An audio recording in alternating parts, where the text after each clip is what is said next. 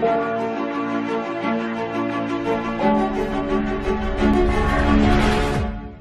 book of Revelation chapter 3 verse 12 to 13 और फिर उसके बाद verse 21 and 22। जो जय पाए उसे मैं अपने परमेश्वर के मंदिर में एक खंभा बनाऊंगा और वह फिर कभी बाहर ना निकलेगा, और मैं अपने परमेश्वर का नाम और अपने परमेश्वर के नगर अर्थात नए यरूशलेम का नाम जो मेरे परमेश्वर के पास से स्वर्ग पर से उतरने वाला है, और अपना नया नाम उस पर लिखूंगा। जो जय पाए मैं उसे अपने साथ अपने सिंहासन पर बिठाऊंगा, जैसे मैं भी जय पाकर अपने पिता के साथ उसके सिंहासन पर बैठ गया। जिसके कान हो वह सुन ले कि आत्मा कलीसियाओं से क्या कहता है। परमेश्वर के वचन के पढ़े सुन जाने पर उसकी आशीष। आमीन। आमीन। खुदावन का शुक्र हो। जैसा कि आप सबको मालूम है कि चंद हफ्ते पहले हमने एक सिलसिला शुरू किया था कि गालिब आने वालों की बरकत, ब्लेसिंग्स ऑफ द ओवरकमर, और मैंने कहा था कि हम कलाम मुक़द्दस में से 15 ब्लेसिंग्स को देखेंगे जो कि ओवरकमर की ज़िंदगी में आती हैं, जो कि गालिब आते हैं उनकी ज़िंदगी में ये 15 ब्लेसिंग्स आती हैं। और हमने तकरीबन 9 ब्लेसिंग्स जो हैं इनके बारे में पिछले 2 हफ्तों में सीखा था, और आज कोशिश करूँगा कि मैं इसको ख़त्म कर दूँ, क्योंकि जब बाज़ का चीज़ें लंबी हो जाती हैं तो फिर इंटरेस्ट वो ख़त्म हो जाता है। हमने पहले दिन देखा था कि खुदा के कलाम मुक़द्दस में लिखा कि जो गालिब आए खुदा उसे जिंदगी के दरख्त के फल में से खाने के लिए देगा, यानी उस दरख्त के फल में से जिसमें से आदम और हवा नहीं खा सके थे। ठीक है। फिर दूसरी ब्लेसिंग हमने देखी कि खुदा उसे दूसरी मौत से बचाएगा, यानी दूसरी मौत का उसे नुकसान नहीं पहुंचेगा। और फिर तीसरी ब्लेसिंग हमने देखी कि खुदावन ने कहा कि मैं उसे पोशीदा मन खाने को दूंगा, पोशीदा मन। और फिर हमने चौथी ब्लेसिंग देखी कि मैं उसे एक सफेद पत्थर दूंगा, और फिर हमने देखा कि खुदावन ने कहा कि मैं उसे एक नया नाम दूंगा। और फिर छठी ब्लेसिंग हमने देखी कि मैं उसे कौमों पर इख्तियार दूंगा। और फिर सातवीं ब्लेसिंग को हमने देखा कि वो लोहे के आसा से कौमों पर हुकूमत करेगा। ठीक है। सिर्फ खुदावन ही के लिए नहीं है, बल्कि खुदा हमें भी अपने साथ अख्तियार देता है कि हम कौमों पर हुकूमत कर सकें। और फिर हमने देखा 8वीं ब्लेसिंग कि मैं उसे सुबह का सितारा दूंगा। और फिर हमने 9वीं ब्लेसिंग को देखा कि मैं उसे सफेद पोशाक पहनाऊंगा। और हमने देखा था कि सफेद पत्थर जो खुदावन हमें देगा उसमें और जो सफेद पोशाक हमें देगा, इन दोनों में फर्क है। ठीक है। और फिर हमने देखा, और आज हम देखेंगे 10वीं ब्लेसिंग कि मैं उसका नाम किताब हयात से हरगिज़ ना काटूंगा। आमीन। चंद हफ्ते पहले मैंने इसके बारे में ऑलरेडी कलाम सुनाया था कि खुदा हमारा नाम जो है किताब हयात में से काटेगा नहीं काटेगा। किसी को याद है? हमने थोड़ी सी डिस्कशन की थी, याद है कि भूल गए? हाँ जी, याद है। ओके। ये हवाला जो है वो सबसे ज्यादा मिसअंडरस्टैंड किया जाने वाला हवाला है। ठीक है, कि मैं उसका नाम किताब हयात से हरगिज ना काटूंगा। तो मैं चाहता हूं कि हम थोड़ा सा रिवाइज कर लें। किसी को याद है कि हमारा क्या हमने डिस्कस किया था कि हमारा नाम कट सकता है या नहीं कट सकता? हाँ जी, कट सकता है, कट सकता है। हाँ जी, इधर इन्होंने कहा कि नहीं कट सकता, इन्होंने कहा नहीं कट सकता।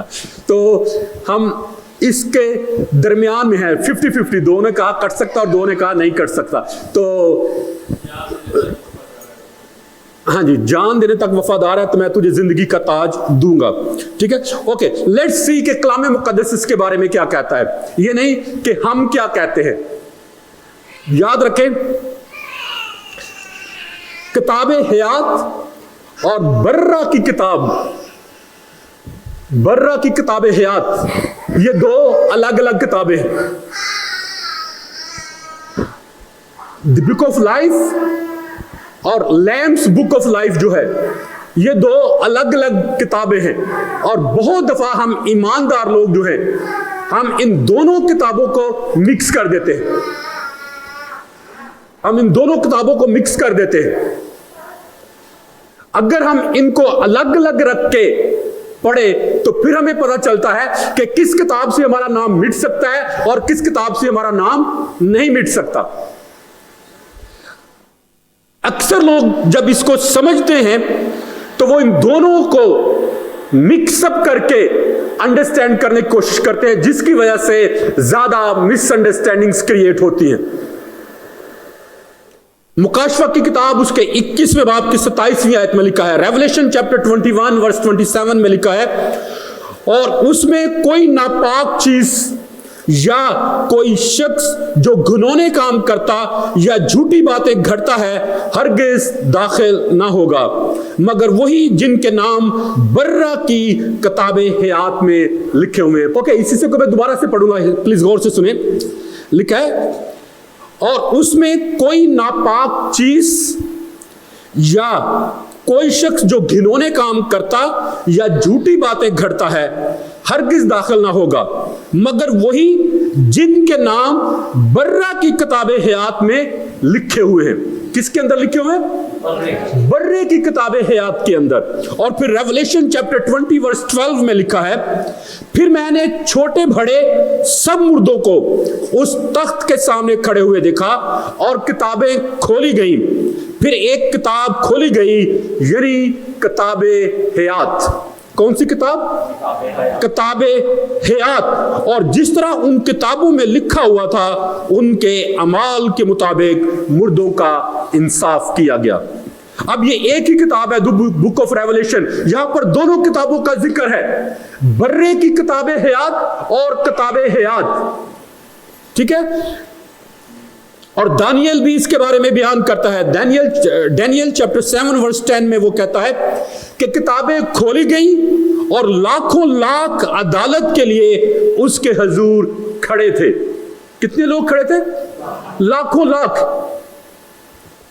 और फिर यहां ये नहीं लिखा, इस हवाले में जब हमने revelation, the book of revelation में पढ़ा, तो यहां यह नहीं लिखा कि उसका नाम कभी किताबे हयात से नहीं कटेगा। यह नहीं लिखा कि नहीं कटेगा, बल्कि यहां पर यीशु ने अपने खून खरीदों को यकीन दहानी देने के लिए कहा कि मैं उसका नाम कभी किताबे हयात से हरगिज ना काटूंगा। इट मीन्स के कट सकता है लेकिन मैं काटूंगा नहीं। बात की समझ आई है कि कट सकता है लेकिन मैं काटूंगा नहीं, because I want to give you assurance of salvation. मैं तुम्हें निजात की यकीन दहानी करवाना चाहता हूं। तो इसका मतलब ये हुआ कि जो किताबे हयात है इसमें से नाम कट सकता है। और बाकी कौन सी बची किताब? बर्रा की किताबे हयात। ठीक है। यहां दो बातें हैं जो किताबे हयात के बारे में जानने के लिए बहुत जरूरी हैं। खुरूज की किताब उसका 32वां बाब और उसकी 32वीं आयत में लिखा है, एक्सोडस चैप्टर 32 वर्स 32 में लिखा है कि मूसा ने कहा कि अब अगर तू इनका गुनाह माफ कर दे तो खैर, वरना मेरा नाम उस किताब में से जो तूने लिखी है मिटा दे। क्या कर दे? कि वो नाम मेरा मिटा दे। लेकिन आगे से खुदा उसको क्या जवाब देता है? लिखा है, और खुदावन ने मूसा से कहा, और खुदावन ने मूसा से कहा कि जिसने मेरा गुनाह किया है, गौर से सुनिएगा, लिखा है कि जिसने मेरा गुनाह किया है मैं उसके नाम को अपनी किताब में से मिटाऊंगा। क्या करूंगा? मिटाऊंगा। मीन्स के मिट सकता है। अगर खुदा चाहे मिटाना तो वो मिटा सकता है। ठीक है। फिर आगे ज़बूर 69 और वर्स 16 में लिखा है, साम 69 वर्स 16 में लिखा है कि जो गुनहगार हैं, गौर से सुनिएगा प्लीज, कि जो गुनहगार हैं और गुनाह पर गुनाह करते रहते हैं उनके नाम किताबे हयात से मिटा दिए जाएंगे। क्या किया जाएगा? मिटा दिए जाएंगे और साधकों के साथ मंदर्ज ना होंगे। और मंदर्ज का मतलब है कि जो राइचस लोग हैं उनके साथ उनके नाम उनमें शामिल नहीं किए जाएंगे। ठीक है। आप इस हवाले को घर जाकर जरूर पढ़िएगा, साम 69 वर्स 16। और दूसरी बात जो किताबे हयात के बारे में जानने की जरूरत है वो है कि किताबे हयात में हमारी जिंदगी के तमाम अय्याम दर्ज हैं कि वो कितने होंगे, यानी हमारी उम्र की हद जो है वो उस किताब में दर्ज है। मुकर लिख दी गई है। और आप इसको देख सकते हैं साम 139 वर्स 16 में, ज़बूर 139 और उसकी 16वीं आयत में लिखा है कि तेरी आंखों ने मेरे बेतरतीब मादे को देखा और जो अय्याम मेरे लिए मुकर्रर थे, क्या थे? जो अय्याम मेरे लिए मुकर्रर थे वो सब तेरी किताब में लिखे थे, जबकि एक भी दिन वजूद में ना आया था। याद रखें, ये किताब जो है बर्रा की जो किताब हयात है उससे मुख्तलिफ है। अभी हम आगे चलकर देखेंगे कि जो बर्रा की किताब हयात में उसमें किन के नाम लिखे हुए हैं। फिर पालूस रसूल भी इस बात को बयान करता है कि उसने उन लोगों के दरमियान में जांफशानी के साथ खिदमत की जिनके नाम किताब हयात में पहले से दर्ज है। उन लोगों के दरमियान में उसने जांफशानी के साथ खिदमत की। और आप इसको देख सकते हैं फिलिपियंस चैप्टर 4 वर्स 3 में, फिलिपियों के नाम खत उसका 4था बाब और उसकी 3री आयत में। और यहां पर लिखा है, और ऐ सच्चे हम खिदमत तुझसे भी दरख्वास्त करता हूं कि तू उन औरतों की मदद कर, क्योंकि उन्होंने मेरे साथ खुशखबरी फैलाने में क्लेमेनस और मेरे उन बाकी हम खिदमतों समेत जांफशानी की किन के दरमियान में? जिनके नाम किताब हयात में दर्ज हैं। यानी उन लोगों के दरमियान में वो कहता है कि मैंने जाकर जांफशानी की और उनको खुदावंद के लिए मैं जीत पाया जिनके नाम ऑलरेडी खुदावंद की किताब हयात में लिखे हुए थे। याद रखें, यहां पर 2 किताबें, एक खुदा की किताब हयात और एक बर्रा की किताब हयात। ठीक है, यहां पर हमने देखा खुदा की किताब हयात में जिनके नाम लिखे हुए थे। और अभी लाइए जरा 2 बातें हम देखेंगे बर्रा की किताब हयात के ताल्लुक से भी। और इन दोनों बातों को जानना बहुत जरूरी है, क्योंकि बहुत दफा हम ईमानदार जो है इन दोनों को मिक्सअप कर देते हैं, जिसकी वजह से बहुत ज्यादा मिसअंडरस्टैंडिंग्स क्रिएट होती हैं। पहली बात कि जो बर्रा की किताब हयात में उसमें खुदा के बेटे और बेटियों के नाम हैं, यानी खुदावन यीशु मसीह की कलीसिया के नाम लिखे हुए हैं। यीशु मसीह के जो खून से खरीदे हुए लोग हैं उनके नाम बर्रा की किताब हयात में लिखे गए हैं। और आप इसको देख सकते हैं हिब्रियू चैप्टर 12 वर्स 22 टू 23 में, अब्रानियों के नाम खत उसका 12वां बाब और उसकी 22वीं आयत से लेकर 23वीं आयत में आप इसको पढ़कर देख सकते हैं। यहां पर यूं मरकूम है, बल्कि तुम सयून के पहाड़ और जिंदा खुदा के शहर यानी आसमानी यरूशलेम के पास और लाखों फरिश्तों और उन पहलोठों की जमायत यानी कलीसिया जिनके नाम आसमान पर लिखे हैं शामिल हो। किसमें हम लोग शामिल हैं? कलीसिया जिनके नाम आसमान पर लिखे गए हैं, हम उनमें शामिल हैं। और बर्रा की दूसरी बात जो जानने वाली है वो है कि बर्रा की किताब हयात में ईमानदारों के नाम दुनिया की पैदाइश से पहले ही लिख दिए गए थे कि कौन लोग हैं जो खुदावंद यीशु मसीह के खून के कफारे के वसीले से निजात पाएंगे। और आप इसको देख सकते हैं in the book of Revelation chapter 13 verse 8 में, मुकाशफा 13वां बाब और उसकी 8वीं आयत में। और यूं लिखा यहां पर, और जमीन के सब रहने वाले, गौर से सुनिएगा, जमीन के सब रहने वाले जिनके नाम उस बर्रा की किताब हयात में लिखे नहीं गए, जिनके नाम उस बर्रा की किताब हयात में लिखे नहीं गए, जो बनाए आलम के वक्त से ज़बा हुआ है उस हैवान की प्रस्तिश करेंगे। यानी वही लोग गुमराह होंगे जो खुदावंद यीशु मसीह के खून खरीदे नहीं है। और फिर पालूस रसूल भी इसी बात को आगे तकवीयत देते हुए, आगे इसके ऊपर एम्फसिस डालते हुए कहता है इफिसियों के नाम खत उसके पहले बाब और उसकी 4थी आयत में, एफिशियंस चैप्टर 1 वर्स 4 में, चुनाचे उसने हमको बनाए आलम से पेशतर उसमें चुन लिया ताकि हम उसके नजदीक मोहब्बत में पाक और बेऐब हों।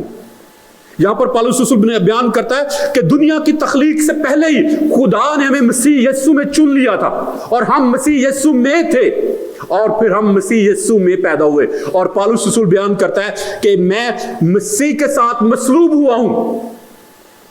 हुआ था कि नहीं? हाँ जी, कब हुआ था? यीशु के साथ तो सिर्फ 2 डाकू थे जो मसलूब हुए थे। पालूस रसूल कहां पर था कि वो कहता है कि मैं मसीह के साथ मसलूब हुआ हूं? कहाँ है?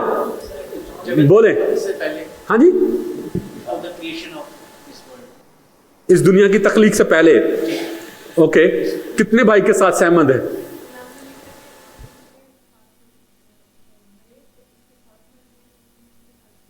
हाँ जी, याद रखें, हम मसीह में हैं और हम मसीह में से निकले हैं। बिल्कुल वैसे ही जैसे, for example, let's take my example. मैं भाई जशवा की आज एग्जाम्पल ही दूंगा। लेट्स टेक माई एग्जाम्पल कि अगर मेरा बाप जो है वो जवानी में मर जाता, उसकी शादी ना होती, तो क्या ख्याल है, मैं यहां पर होता या नहीं? नहीं होता। मैं भी उसके साथ ही मर जाता, ठीक है, क्योंकि वो जिंदा रहा और फिर मुकर्रर वक्त पर मैं उसके सुलभ से पैदा हुआ, क्योंकि मैं अपने बाप में था। गो के उस वक्त नजर नहीं आता था शादी से पहले, लेकिन मैं उसमें था। और इसी तरह से खुदावंद यीशु मसीह, जब पौलुस उसे बयान करता है कि मैं मसीह के साथ मसलूब हुआ, मरा, दफन हुआ, उसके साथ जी उठा, तो उसकी मुराद यह है कि जब हम मसीह में थे, तो जब मसीह को मसलूब किया गया, स्लीब पर लटकाया गया, तो हम मसीह में थे और हम भी स्लीब के ऊपर लटके थे। और जब मसीह मर गया तो हम मसीह में थे, हम भी मसीह के साथ मर गए। और जब मसीह मुर्दों में से जी उठा तो हम भी मसीह में थे और हम भी उसके साथ जी उठे। और अब हम ये जो जिंदगी गुजारते हैं, अपने एतबार से नहीं गुजारते, बल्कि मसीह के एतबार से गुजारते हैं। और इसीलिए पौलुस रसूल कहता है कि अब मैं जिंदा ना रहा, बल्कि मसीह मुझ में जिंदा है। और अब हम ये जिंदगी जो है वो अपने लिए नहीं गुजारते, बल्कि मसीह के लिए गुजारते हैं, क्योंकि ये उसकी दी हुई जिंदगी है। कैन यू से आमीन? आमीन। बात की समझ आई है? हाँ जी, लगता है नहीं आई है। अच्छा, आवाज बहुत कम आई है। ओके, मुकाशफा 17वें बाब की 8वीं आयत में लिखा है, रेवलेशन चैप्टर 17 वर्स 8 में, और जमीन के सब रहने वाले जिनके नाम बनाए आलम के वक्त से किताब हयात में लिखे नहीं गए, इस हैवान का ये हाल देखकर कि पहले था और अब नहीं और फिर मौजूद हो जाएगा, तहज्जुब करेंगे।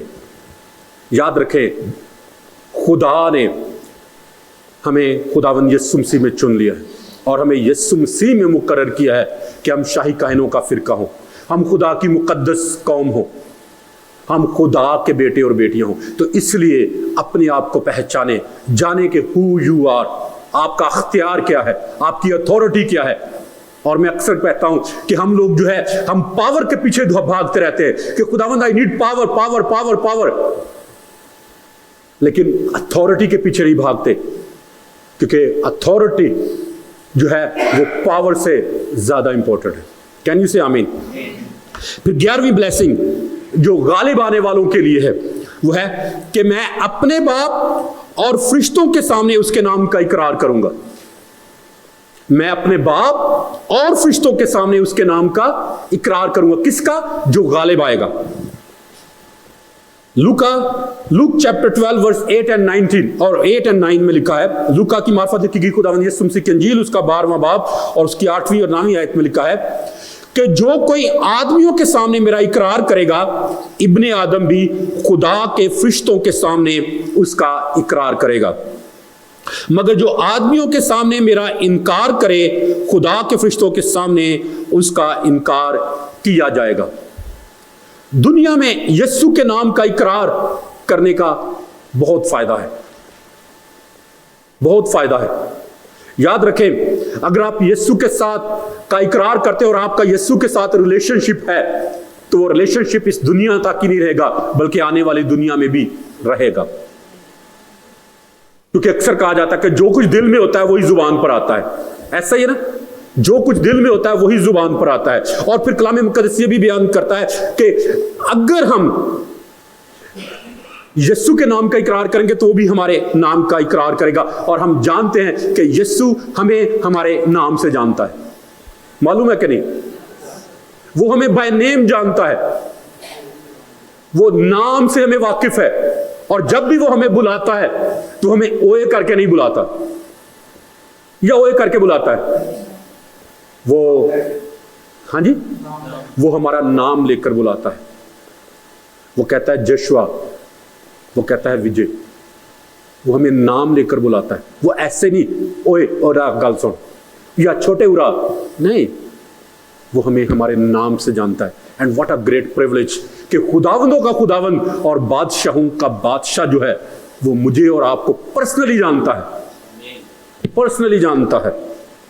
और फिर तीसरा फायदा जो है खुदावंद यीशु मसीह के नाम का इकरार करने का इस दुनिया में, वो है कि उसने हमारा नाम जो है वो अपनी हथेली में खोद रखा है, हथेली में खोद रखा है।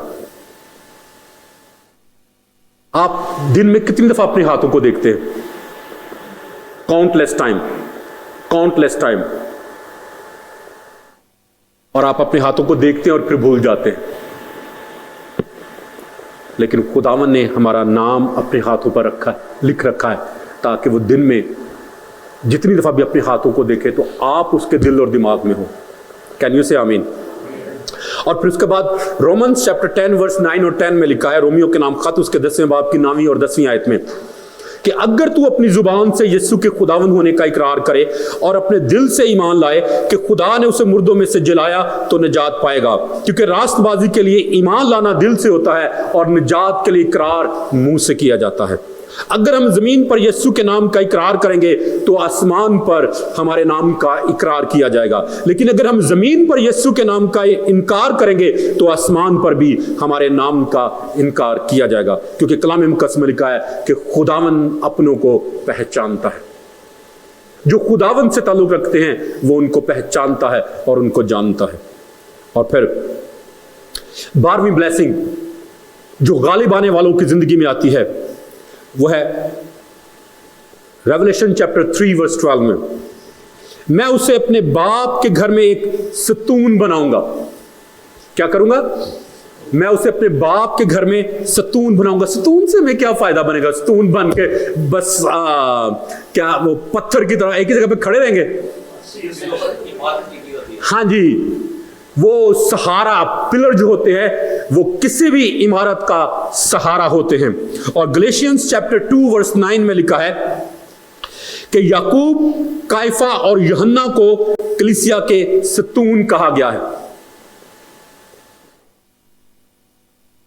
काइफा को, याकूब और यूहन्ना को, यानी पतरस, याकूब और यूहन्ना को कलीसिया के सतून कहा गया। जबकि हमारे उर्दू ट्रांसलेशन में अगर आप पढ़कर देखें गलेशियंस चैप्टर 2 वर्स 9 में, तो वहां पर लिखा है, और जब उन्होंने उस तौफीक को मालूम किया जो मुझे मिली थी, तो याकूब और काइफा और यूहन्ना ने, जो कलीसिया के रुकन समझे जाते हैं, मुझे और बरनबास को देना हाथ देकर शरीक कर लिया ताकि हम गैर कौमों के पास जाएं और वो मख्तूनों के पास। यहां पर क्या मैंने पढ़ा है कि वो कलीसिया के रुकन समझे जाते थे। क्या पतरस, याकूब और यूहन्ना सिर्फ कलीसिया के रुकन ही समझे जाते थे या कुछ और भी थे? वो they were the pillar of the church. यहां पर उर्दू में, this is our poor translation, हमारे यहां उर्दू में इसको लिखा गया है कि वो कलीसिया के रुकन समझे जाते थे। वो कलीसिया के रुकन नहीं समझे जाते थे बल्कि वो सतून समझे जाते थे। और अगर आप इसको इंग्लिश में पढ़कर देखें, NIV ट्रांसलेशन को देखें, किंग जेम्स वर्जन को देखें, किसी भी ट्रांसलेशन को पढ़कर देखें, तो वहां पर यही लिखा है कि वो कलीसिया के पिलर समझे जाते थे, सतून समझे जाते थे। क्या याकूब, काइफा और यूहन्ना जो है उन्हें कलीसिया का रुकन समझने की जरूरत थी या नहीं? रुकन, मेंबर ऑफ द चर्च। हाँ जी, नहीं, क्योंकि वो तो थे, वो ना सिर्फ कलीसिया के रुकन थे, मेंबर थे, बल्कि they were founding member of the church. They were founding members of the church. तो इसलिए यहां पर जो है ये हमारे पास पुअर ट्रांसलेशन है, बल्कि लिखा यह है यहां पर होना चाहिए कि वो कलीसिया के सतून समझे जाते थे। क्यों याकूब, यूहन्ना और पतरस को सतून समझा जाता था? क्योंकि उनके पास कलीसिया शागिर्दों के दरमियान में एक आला मुकाम हासिल था। उनकी मोर वैल्यू थी जो दूसरे शागिर्द थे। आप सब जानते हैं कलाम मुकद्दस में से कि खुदावंद यीशु मसीह ने पहले 70 शागिर्दों का इंतखाब किया, एम आई राइट? ठीक है, और फिर उन 70 में से खुदावंद ने 12 को चुना था, ऐसा ही है ना? और फिर उन 12 में से खुदावंद यीशु मसीह ने 3 को चुना था, पतरस, याकूब और यूहन्ना। और जब कोई खास मौके होते थे तो खुदावंद यीशु जो है इन तीनों को अपने साथ लेकर जाया करते थे। उनको दे हैड मोर प्रायोरिटी।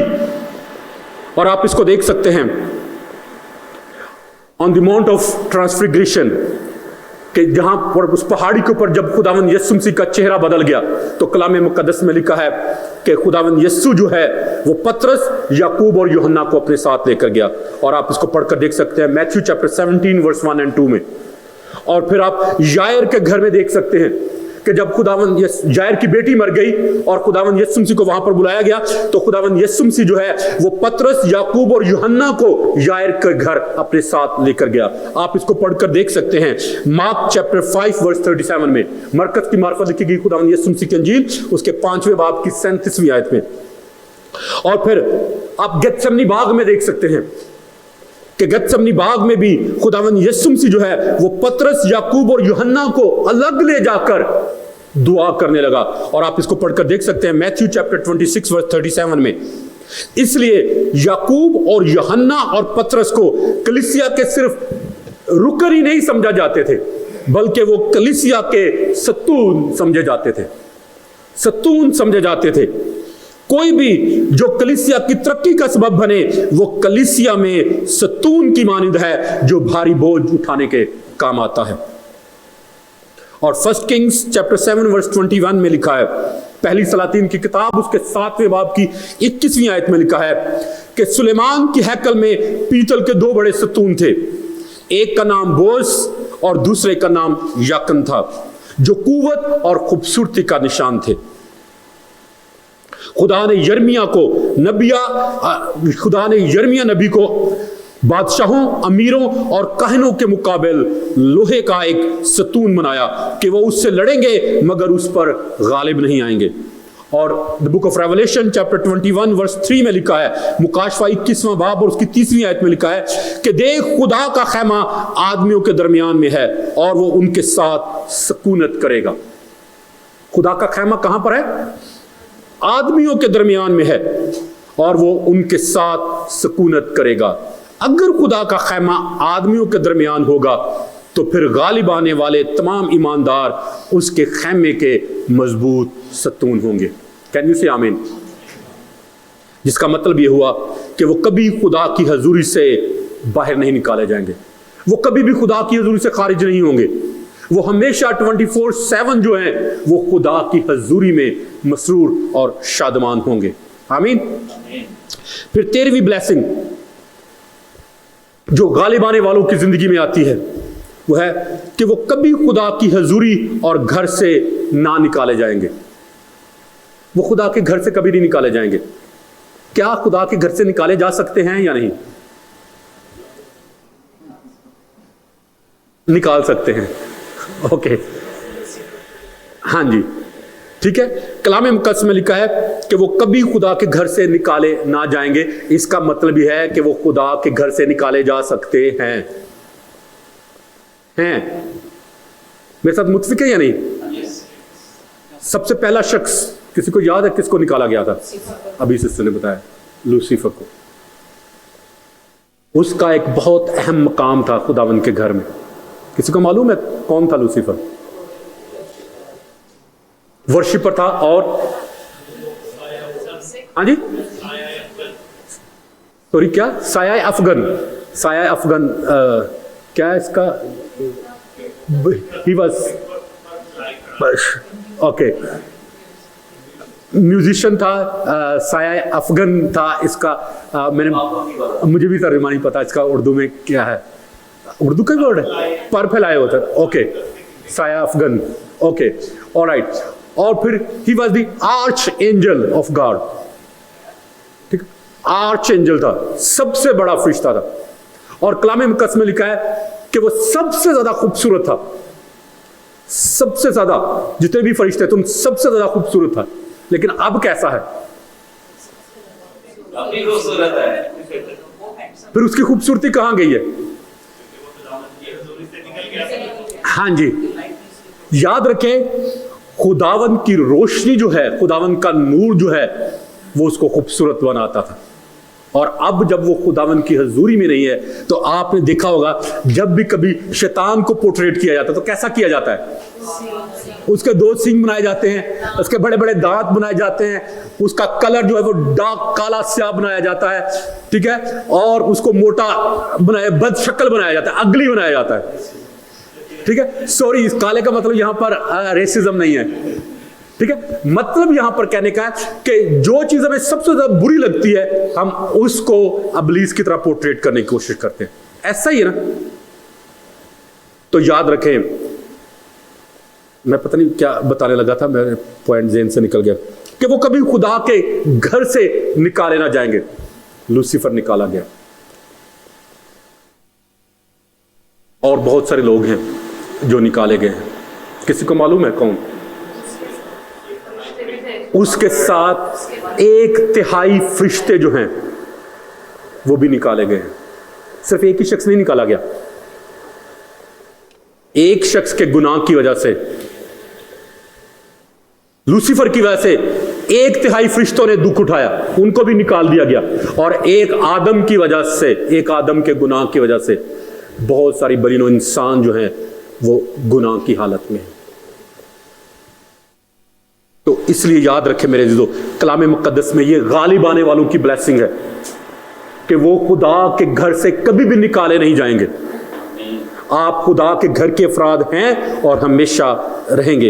ये खुदा के साथ अब्दी रफाकत का वादा है कि खुदा अपने लोगों के साथ सुकूनत करेगा और एक ही जगह पर उनके साथ रहेगा।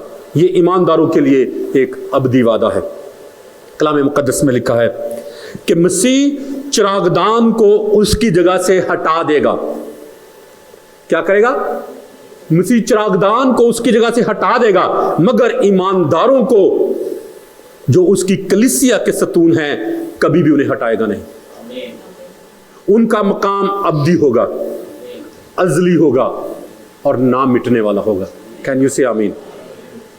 फिर 14वीं ब्लेसिंग जो गालिब आने वालों की जिंदगी में आती है, मैं अपने खुदा का नाम, नए यरूशलेम का नाम और अपना नाम उस पर लिखूंगा। रेवलेशन चैप्टर 3 वर्स 12 में लिखा है। कभी सोचा है कि 3 नाम लिखने की क्या जरूरत है? एक नाम काफी नहीं है। 3 लोगों की गवाही होती है और खुदा की मर्जी। खुदा की मर्जी है, जो मर्जी करे, हमें क्या, ठीक है। और क्यों जी?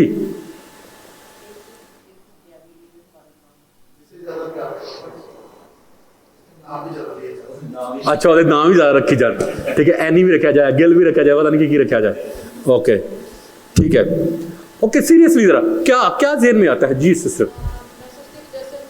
प्रार्थना करते हुए भी जहाँ 2 या 3 जन की वो मानते हैं एक चीज को, तो वो पक्के होते हैं। वैसे अगर वो 3 जनों के नाम लिखता तो वो पक्का गार्डन। ओके, ठीक है। और मोहर, याद रखें, खुदा का नाम, नए यरूशलेम का नाम और अपना नाम जब खुदा हम पर लिखेगा तो ये गालिब आने वालों के लिए एक मोहर की तरह काम करेगा। This will be a seal. 2 हफ्ते पहले, 1 हफ्ता पहले मैंने आपको बताया था कि खुदा हमें एक नया नाम देगा। किसी को याद है? कलाम मुक़द्दस में लिखा है कि उस नाम को हमारे सिवा और कोई नहीं जानेगा। That will be our secret code, ठीक है। हमारा पिन कोड होता है ना, बैंक के लिए इस्तेमाल करते हैं, किसी को नहीं बताते, इवन के अपने बीवी या अपने शोहर को भी नहीं बताते। ऐसा ही है ना, ठीक है। और यहां पर लिखा है कि अब खुदा हमें सिर्फ एक नया नाम ही नहीं देगा, बल्कि अपना नाम जो है वो हमारे ऊपर मोहर करेगा। मोहर करेगा अपना नाम। ये उस नाम से मुख्तलिफ होगा जो खुदा हमें देगा। ये नाम जो है ये सील की तरह काम करेगा हमारी जिंदगियों में कि we belongs to God, we belongs to God.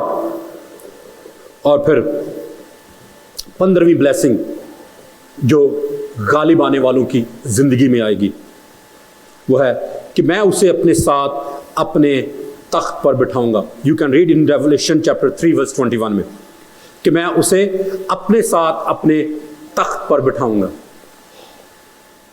क्या इतना बड़ा तख्त होगा कि सारी दुनिया यीशु मसीह के साथ एक लाइन में बैठ जाए? क्या मतलब है यहां पर मैं अपने साथ उसे तख्त पर बिठाऊंगा? हाँ जी, वो हमें अपनी अथॉरिटी देगा और क्या शेयर करेगा? हाँ, अपनी उसकी मिरास में हम शामिल होंगे। ओके, और क्या आता है मसीह के साथ तख्त पर बैठने के?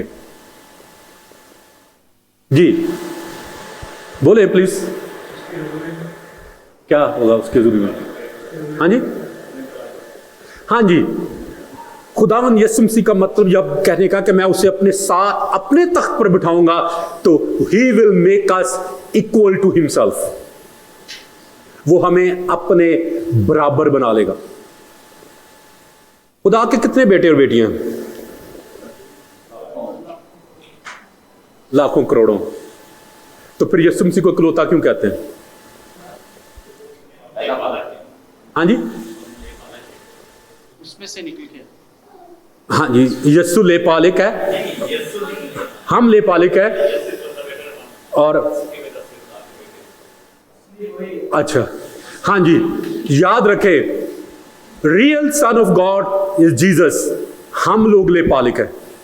लेपालिक कहते हैं एडॉप्टेड चाइल्ड को। हम मसीह में एडॉप्ट किए गए हैं, खुदा के खानदान में हम लोग एडॉप्ट किए गए हैं। और एडॉप्शन को समझते हैं क्या होता है? जब कोई बच्चा आपके घर में पैदा होता है तो यू हैव नो चॉइस। उस बच्चे को के लिए आपको उसको कबूल करना है। अगर आप लड़का चाह रहे हैं और लड़की हो गई है तो you can not change that child. ये चेंज कर सकते हैं? नहीं कर सकते ना। लेकिन एडॉप्शन के लिए आप चेंज कर सकते हैं। You have a choice. ठीक है, आप देखते हैं बच्चे को कि उसकी आंखें कैसी हैं। काला नहीं चाहिए था ना? अच्छा, काला गोरा भी देखा जाए, ठीक है। हाँ जी, तो जब एडॉप्शन के लिए जाते हैं तो हम बच्चे को देख के तो देखते हैं कि नहीं ऐ नहीं सही, ऐ नक वगदा नहीं चाहिए। दूसरा वाला देखो, वो एदी अखा सही ने, एदी अखा सही ने पर मोटा है, ऐ नहीं चाहिए। हम उसमें नुक्स निकालते हैं, ऐसा ही है ना। और जो हम उन सारे बच्चों में हमें सबसे ज्यादा पसंद आता है फिर हम उसको ले लेते, ऐसा ही है। या कैसे होता है कि जो भी बच्चा हमें दे दे हम कहते हैं नहीं अब ये आपका और आप इसको ले जाए, वो फिर हमें अडॉप्ट करना पड़ता है। नहीं, ऐसा नहीं होता। तो याद रखें मेरे अजीजों, जब हम खुदा के खानदान में लेपालिक के तौर पर, लेपालिक एडॉप्शन के तौर पर लिए गए हैं, तो खुदा ने हमें लाखों करोड़ों में से चुनकर हमारा इंतखाब किया। So that's why you are very special, you are very unique. खुदा ने आपकी खातिर बहुत से लोगों को रद्द किया है और कलाम मुकद्दस में लिखा कि बनाए आलम से पेशतरी खुदा ने आपको अपने लिए और अपने खानदान के लिए चुन लिया। कैन यू से आमीन? और जब खुदावंद यीशु मसीह ने फरमाया कि जिस तरह मैं गालिब आकर अपने बाप के साथ उसके तख्त पर बैठ गया हूं, इसी तरह हर गालिब आने वाला ईमानदार उसके साथ उसके तख्त पर बैठेगा। That is our place.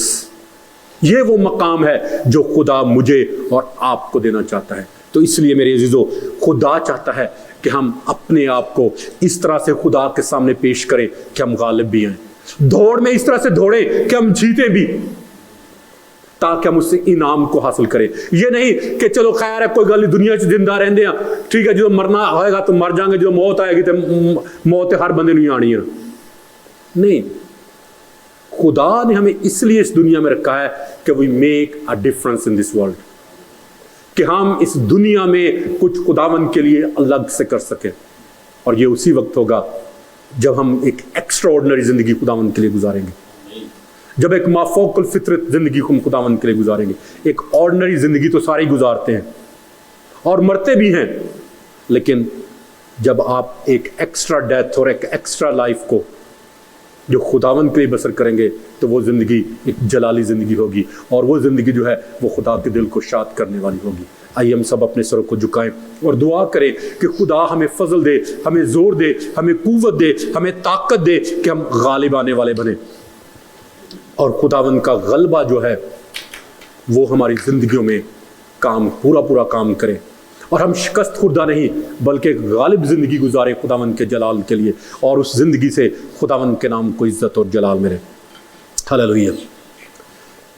खुदावन कायनात के बादशाह, मैं तेरी शुक्रगुजारी करता हूँ तेरे जिंदा पाक कलाम के लिए, जो हमारे कदमों के लिए चिराग और हमारी राह के लिए रोशनी है।